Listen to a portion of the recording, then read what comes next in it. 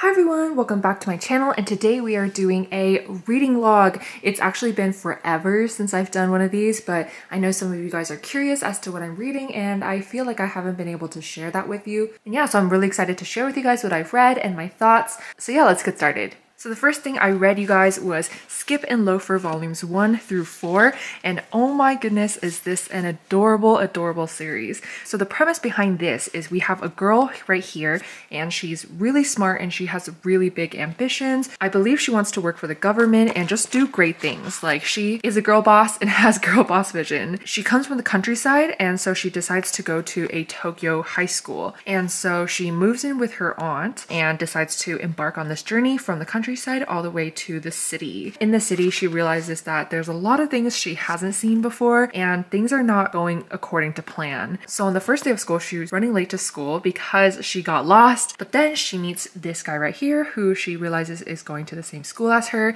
and they become very unlikely friends. People in this class didn't initially like our main character girl because she was very aloof, but then they organized some more class outings, and with those she makes her own friend group and finds her place in the school. Overall, this series is so cute. I know from the front it looks like a very romantic, lovey-dovey story, but actually in the 4 volumes that I've read, I've been really enjoying the slower pace of romance because this series is more focused on friendship and also just general high school life things. And something that I really like about this series that relates to what I just said, it doesn't have these 2 main characters dive directly into a romantic relationship. These 2 actually become really good friends, and we get to see them start to trust each other more and confide in each other and depend on one another, and that is so cute to see. But yeah, so basically it's so cute how we go from 0 to really good friends to then maybe thinking, oh, maybe they are more than friends, but I really like the pacing and I can't wait to see where it goes. I only have the first 4 volumes, so I really need to catch up and get the next few volumes, which I will be doing very soon. If you like high school life series, comedy series, I think you guys will really enjoy Skip and Loafer. It's so cute. Before we continue on with the video, I wanted to thank our sponsor for today, Italki. Italki is a language learning platform where you can have one-on-one customized language lessons with high-quality native speaking teachers from anywhere in the world. No matter your learning style, you'll be able to find a teacher who fits your needs. From beginner casual conversations to some more intense and advanced test prep, you can customize everything and form both short and long-term studies with these teachers. You'll be paying per lesson, so there's no subscription nor commitment, and each lesson is priced from only $5. A few weeks ago, I tried learning Japanese in a one-on-one lesson with Hiromi sensei, and it was so fun, comfortable, and engaging. I was actually really nervous as I can barely speak any Japanese, but speaking with Hiromi sensei, who is a native speaker, helped so much with my pronunciation and also knowing what context to say things in, and she was just so kind and flexible. じゃあ、ねずこは炭治郎のねずこは炭治郎の妹。そうです。の妹です。そうです。素晴らしい。Can you try Oh, four people? Yomi. そう。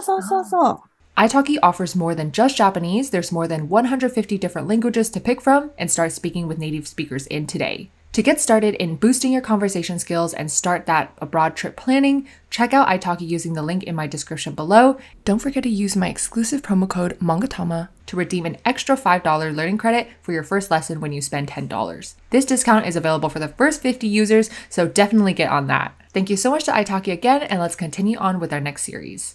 The next one that I've been reading is She and Her Cat by Makoto Shinkai. So this series is just 1 volume, and I found it so incredibly interesting. So this story goes from the perspective of the cat. So as you can see, we can only hear this girl's thoughts and know her life from what the cat is observing. And so we don't get to see her outside of her home or where the cat finds her.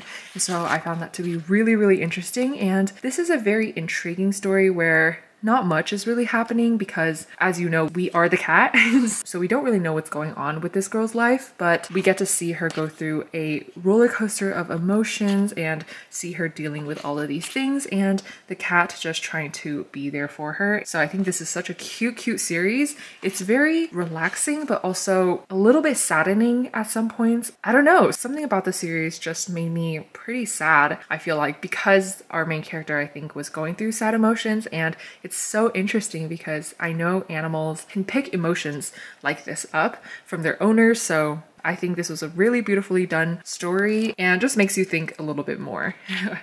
So yeah, and the art is really wonderful too. Next up, I read another Makoto Shinkai story, and this is The Garden of Words. Basically, we have this high school student right here who has aspirations to become a shoemaker, and we have this woman here whose identity isn't revealed to the end, so I'm not going to say much about that. But she basically is this older woman, and these two meet one day in this garden. Here's where they meet, and they don't really talk much, but through this first exchange, they start to both come into this garden to sit and relax whenever it rains. And so this becomes the way that they encounter each other. And so every time it rains, they both look forward to meeting each other here, and they talk about life, they talk about their future. And he just sits there doodling shoes, and especially the woman's shoes, while the woman is there reading and eating snacks and drinking coffee. The pacing of this is a little bit slow at first from my personal opinion, but I think that adds even more oomph or impact to the last bit of the book where we see a lot of things going down. So I did enjoy this series. I really wish we could have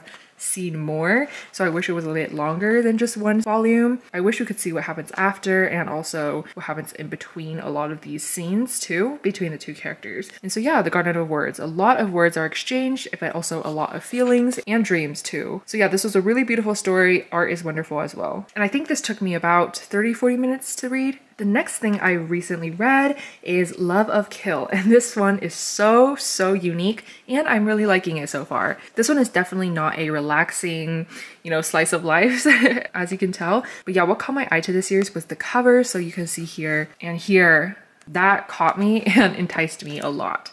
And so basically, as you can see here, we have two assassins not working together initially, and they meet while they fight over a client, and from there on begins their very weird contract deal or relationship between each other, where the guy will catch a client for our girl, and try to win her over like that. It is so fun seeing both of them do their little assassin work, all while he's pining over her and she's trying to kind of put some distance between them. And it gets even more interesting when the girl's company actually starts to target him as, the target of an assassination. So, a lot of interesting things happen, and a lot of their background is really mysterious, but you get to learn more as you go through the volumes. And so I'm really liking this series so far, and this is by Faye. I believe this is their first debut series, so I'm really liking it, and I think I'm going to be continuing it in the future. And I read the first 3 volumes this time. That's all I have, so I really need to get the 4th and 5th. The next series I read was Golden Japanesque, a splendid Yokohama romance,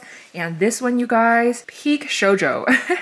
I really enjoyed this series. If you guys are a fan of shoujo, I highly recommend picking this up. So basically, the premise of this story is that we have our main girl character right here, and she is born to a Japanese mom, I believe, and a foreign father. And this series takes place in the Meiji era, back in the day. And so this girl inherently looks like this with very light features, but because she is living in a more conservative area, I believe, or people speak badly about their family if they find out that she has a foreign father, and so she hides her feature in order to cause less trouble for herself and her family. So that's what she looks like. But then one day she meets this guy who ends up finding out what she actually looks like, and from there on it gets really cute.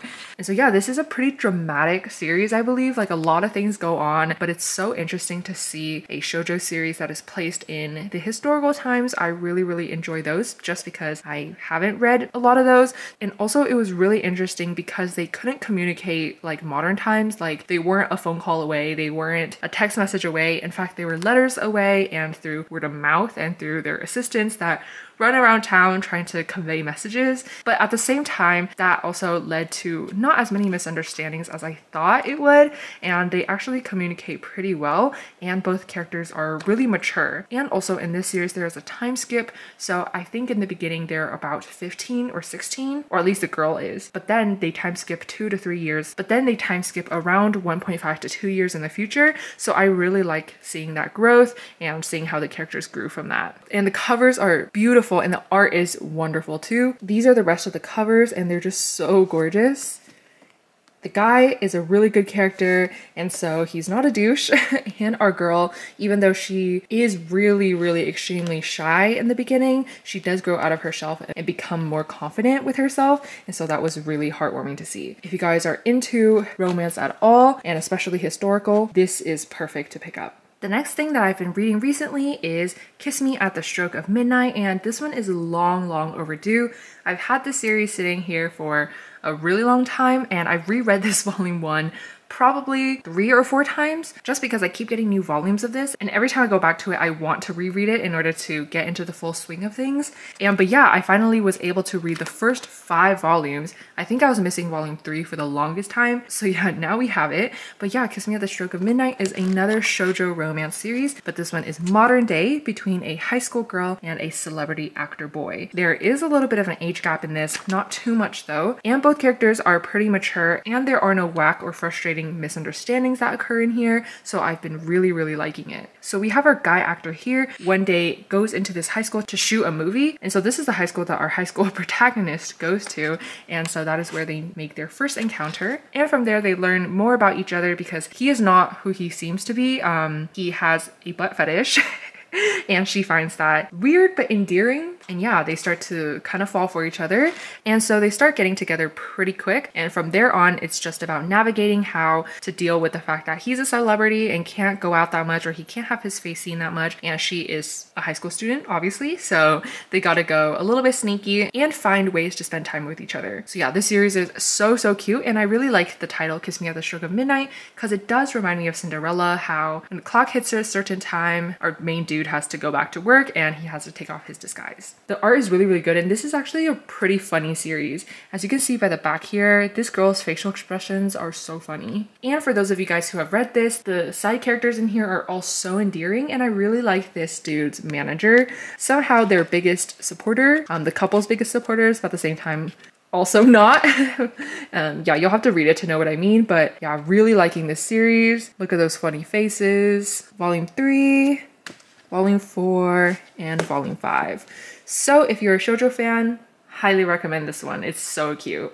Next up, I read a couple volumes of Blue Period, and so that's Blue Period here. This is such a unique series. I've watched a little bit of the anime before, but I only recently started reading the manga for it, and this is a series about art. I think most of you guys will know about this one, so I think I'm also a little behind here. But this is such a gorgeous series, both literally to look at and also to read and to learn from. So this series is about art, and more specifically about a beginner who falls into art. So we have this guy here who is a top student in his high school, and he doesn't really know what he wants to do with his life. He just knows that he doesn't want to disappoint his family. But at the same time, in doing so, he becomes a huge people pleaser, and he's just doing things for the sake of others, and he kind of just stays stuck in that lifestyle until one day he gets dragged into the art club to help them clean. And there he gets really blown away by these art pieces that he sees, and from there on he decides to give art a try for himself. At first he's like, you know, this won't be too bad because he's always been able to pick things up really quickly. He's a top student, so he's like, this shouldn't be too hard. But then as he starts learning and drawing, he realizes that art is actually so intricate and there are so many things to learn, and you can't credit most of that to talent. So in the art club, he saw this upperclassman's drawing and he complimented it, saying, "You are so talented." But then she said, by saying that I'm talented, you're discrediting all of the hard work that I've put into actually perfecting and practicing. And so he thought a lot about what she said about that, and he decides to give it a try, and he does realize that it does take a lot of practice. And through there, he goes through a lot of frustrations, but also a lot of super exciting learning experiences. He decides to aim for art university, and through there, he has to prepare his portfolio and has to start practicing in order to pass the really extremely competitive university art exam. And so yeah, the series actually taught me quite a bit about art because I am not an artist by any means. And so through this series, it talked about stills art and also a lot about different mediums like oil painting, architecture, sculpting, and things like that. So this was really fascinating, and I think I'm going to continue watching the anime. And here is volume 2. I feel like I've read art manga in the past, most particularly in the shoujo realm, but none of those were as intricate as this because this is literally primarily focused on how one becomes an artist. And so yeah, really enjoyed this. So yeah, that's Blue Period.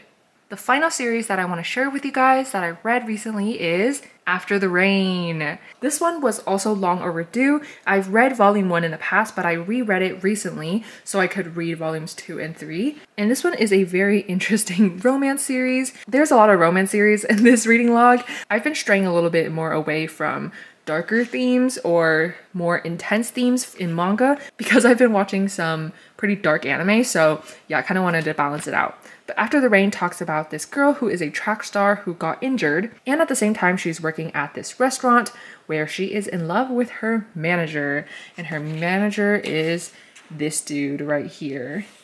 So he is very well middle-aged. I believe he is 45 and this girl is I think 17 or 18. So they have a really big age gap, and honestly that really threw me off in the beginning. I think this is like the biggest age gap manga that I've read ever. And so yeah, through the series we get to learn more about the girl and the manager and about why she likes him so much, and he did help her in times of crisis and she likes his personality, I believe, as well. It got less weird and just more overall cute at the end of this. But yeah, I just wanted to let you guys know that if you guys are not into age gap, don't read this, but if you guys don't mind it, definitely give this a try. And there's an anime for this as well. And yeah, the series is pretty funny, and it also gave me a lot of secondhand embarrassment from not our main characters, but like other characters, but in a very entertaining way. But yeah, the series is really refreshing and it's pretty cute overall. I would say that's the vibe, is cute and as wholesome as it can be